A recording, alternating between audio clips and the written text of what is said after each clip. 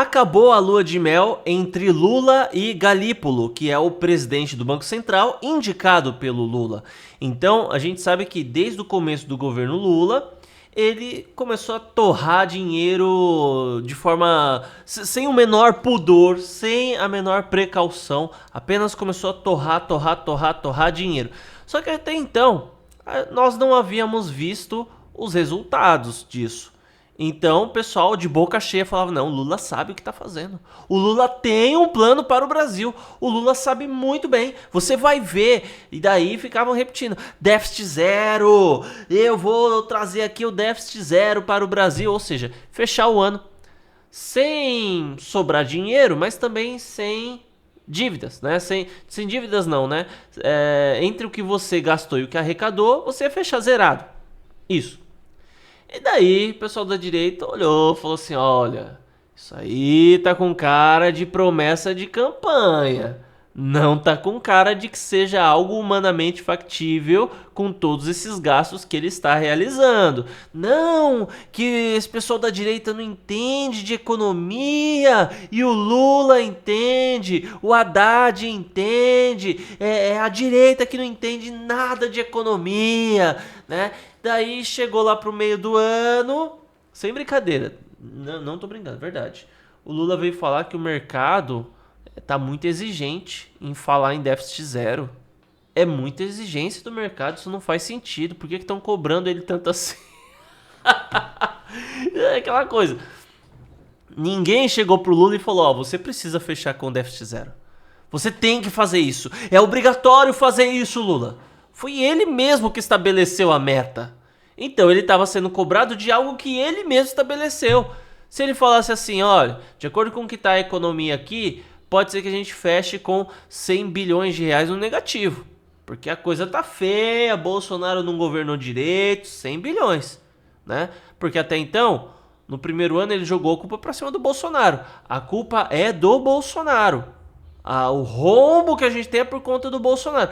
Mas, meu amigo, mas você é tão burro assim que você olhou toda a economia do Brasil e você esperou só chegar no fim do ano pra perceber que o Bolsonaro quebrou o Brasil e você ia fechar no negativo? Não custava realmente falar a verdade? Ou você não sabia, ou você realmente foi imprudente, ou você realmente acreditava nisso, ou você queria enganar as pessoas e achava que todo mundo ia esquecer que você prometeu déficit zero. Daí o mercado continuou cobrando. Ele simplesmente poderia ter falado, olha, eu planejava um déficit zero para o Brasil, mas diante de como o Bolsonaro deixou a economia, não tem como a gente seguir dessa forma. Né? Não vai ter como, ó. Essa daqui é a realidade, esse daqui é o plano, ó. Ele ferrou tudo e a gente vai fazer uma escala para o primeiro ano de governo fechar com 200 bilhões negativos, o segundo vai ser 100, o terceiro vai ser 50 e o quarto ano vai ser zero, entendeu? É o nosso plano de recuperação do Brasil. Mas não apresentou plano nenhum. Sabe quando você, não sei se você já passou por isso, você contratou um profissional, né? Eu tô com uma dificuldade lá em casa, né? Contratei um marceneiro e daí... No dia, na hora marcada, 2, 3 horas depois, que já passou o horário dele tá lá, eu tô esperando que nem um idiota, ele liga e fala, não vou poder ir. Ou pior ainda, eu tenho que ligar, correr atrás pra perguntar. Então assim, né, eu tenho dificuldade muito grande com quem, não com quem não cumpre horários, mas com quem não só não cumpre horário, mas deixa pra avisar bem depois. Né? E te deixa esperando igual idiota. E é isso que o Lula fez. Ele deixou o brasileiro e o mercado financeiro esperando igual idiota. Pra depois que a bomba estourou, ele avisar todo mundo. Esse é o problema. Né? Porque se ele ainda falasse, ó, como o Brasil tá indo, a gente vai chegar no resultado X, ok, faz sentido. Agora, ele meteu o déficit zero e manteve. Ele manteve. Sabe quando a pessoa mente na tua cara? Você sabe que ela tá mentindo, mas ele mantém a mentira e você olha no olho, ele tá olhando no seu olho e continua mentindo. É isso que aconteceu com o Lula. É a mesma coisa que aconteceu. Ele olhou no olho de todo mundo e manteve a mentira. E depois, quando o negócio estourou, é culpa do Bolsonaro, é culpa do Bolsonaro. Não, Bolsonaro. Entende? Agora, questão do Galípolo. Ele falou que um dos grandes problemas era a alta da taxa de juros. Ele queria que a taxa de juros abaixasse. Só que o Bolsonaro preparou uma surpresinha para o Lula. Ele trouxe uma tal de autonomia para o Banco Central. Então o Banco Central ele não é obrigado a seguir a determinação do Lula. Ele acaba tendo uma autonomia, que é uma coisa muito positiva. Daí que o Lula jogou a culpa no Campos Neto, que era o presidente do Banco Central, que era da época da indicação do Bolsonaro. E ele falou, não, ó, pensando bem, todo o problema que a gente teve foi porque tinha um presidente de Banco Central indicado pelo Bolsonaro que ficava aumentando a taxa de juros. Mas por que o Lula tem interesse em que a taxa de juros seja baixa? Pelo fato de que quando você empresta dinheiro, quando você coloca dinheiro no Tesouro Nacional, Tesouro Selic, por exemplo, todo mundo fala, qual é o melhor investimento para quando você quer começar a investir e você quer que renda todo dia e você possa sacar o dinheiro a hora que você quiser? Né? Se você for consultar alguém de investimento, provavelmente a pessoa vai falar, Tesouro Selic, né? Tesouro Selic, olha que lindo e maravilhoso. O que é o Tesouro? O que é o Tesouro direto, né? É você pegar seu dinheiro e dar na mão do governo. O governo vai pegar esse dinheiro e vai falar, beleza, vou usar seu dinheiro aqui para fazer minhas obras. Quando você precisar, você pede que eu devolvo. Mais ou menos isso. Não exatamente assim, mas é mais ou menos como a coisa funciona. Então, essa taxa de juros que é definida pelo Banco Central é algo que define o quanto o governo vai te pagar de juros. Entende? Então, se o Banco Central olha para a situação e fala, a situação financeira do Brasil está muito ruim, a situação está feia, então a gente tem que colocar uma taxa de juros mais alta, porque se a taxa de juros for baixa, ninguém vai querer pôr dinheiro aqui. Só algum doido desavisado que não entende nada de investimento vai lá, Tesouro Selic, vai lá e coloca o dinheiro, entende?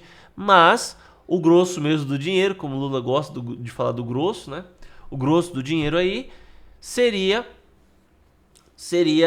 pela galera que até certo ponto entende. E se você coloca uma taxa de juros muito baixa e a economia tá ruim, pô, meu amigo, aí não rola, né?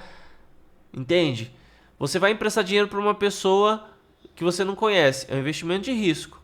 Você vai emprestar e não vai receber nada de juros, você não vai querer emprestar. Agora, se você vai emprestar e vai ser um pouquinho de juros, melhor emprestar para o banco. O banco paga pouco, o banco é mais confiável. Pode quebrar? Pode. Mas até então é mais difícil o banco quebrar do que aquela pessoa.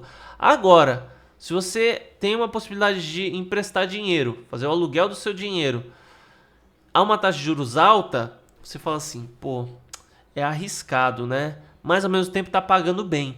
E é isso que muita gente faz, né? Investimento de alto risco tem alto retorno. Se o investimento tem baixo risco, o retorno tem que ser baixo. E o que o Banco Central fez foi equilibrar. Não adianta você ter um país que está com finanças ruins e querer colocar risco baixo. Ninguém vai pôr dinheiro, tem que ter um retorno alto, né? O retorno tem que ser tão alto quanto o risco. Uma coisa tem que ser proporcional à outra. E o que acontece? Se ele coloca a taxa de juros alta, o governo tem que pagar mais. E o Lula não queria pagar muito. Não, quer que as pessoas emprestem dinheiro para ele, ao mesmo tempo que ele paga pouco. Essa era a ideia dele, né? E daí ele, até que enfim acabou o mandato do Campos Neto, ele colocou o Gabriel Galípolo para substituí-lo. E o Gabriel tinha aí dois caminhos a seguir. O primeiro caminho é obedecer cegamente o Lula e, com as finanças do Brasil estando ruins, oferecer uma taxa de juros desproporcional e baixa, que daria um baixo retorno perante um alto risco. E com isso, a inflação ia comer solta. Tem essa também. Quando a taxa de juros está... aumentar a taxa de juros é um recurso que se tem para dar uma segurada na inflação. Você não consegue conter totalmente, mas você segura parcialmente o aumento da inflação. Então, ele não tem como fazer isso. Então, ele seguiria à risca o plano do Lula e ferra com a carreira dele e, ao mesmo tempo, ferra com o Brasil, ou ele faz o que precisa ser feito. Ele aumenta a taxa de juros e mantém uma taxa de juros proporcional ao risco Brasil. O que o Galípolo fez? Ele escolheu manter a carreira dele e ferrar com o Lula. Dane-se o Lula, meu. dane-se o Lula. O negócio é minha carreira e o Brasil. Entende? Essa é a questão. Daí no primeiro mês que o Galípolo já estava como presidente do Banco Central, a gente teve aí um aumento da taxa de juros. O governo correu e falou, não, mas isso aconteceu porque já havia sido preparado pelo Campos Neto. Foi o Campos Neto que fez isso, não foi o Gabriel Galípolo. Ele nunca faria isso. É essa equipe bolsonarista que deixou seu vestígio. São os bolsonaristas, né? Aquele Campos Neto, maldito Campos Neto bolsonarista. Daí, próxima reunião, aumentou a taxa de juros de novo. Não, mas é que Gabriel Galípolo estava sem saída naquele momento. E começaram a falar, o Galípolo só olhando a história, né? Até que o Galípolo se pronunciou, falou, não é Campos Neto, sou eu que estou aumentando a taxa de juros. Claro, é um conselho, né, e tudo mais, o pessoal vota, o pessoal conversa, toma as decisões, né, avalia como está o Brasil. E o Campos Neto foi favorável. Ele não estava amarrado, não era decisão do Campos Neto, era decisão do Gabriel Galípolo. E agora que o Lula indicou, agora que o Lula quer subir o IOF a todo custo, o Galípolo, como um presidente do Banco Central, cumprindo a sua obrigação, falou, não, tá errado esse negócio aí. Taxa de IOF não é para aumentar a arrecadação do governo, é para regulamentar mercado. Se você quiser fazer lucro nas costas de quem compra lá fora, você vai prejudicar a economia brasileira, Lula. E daí por isso que o Estadão tá falando. Acabou a lua de mel, né? Mas então é isso, pessoal. Muito obrigado por ter assistido. Espero que o vídeo tenha sido útil. Se inscreva no canal, ative o sino e deixe um like. Até mais.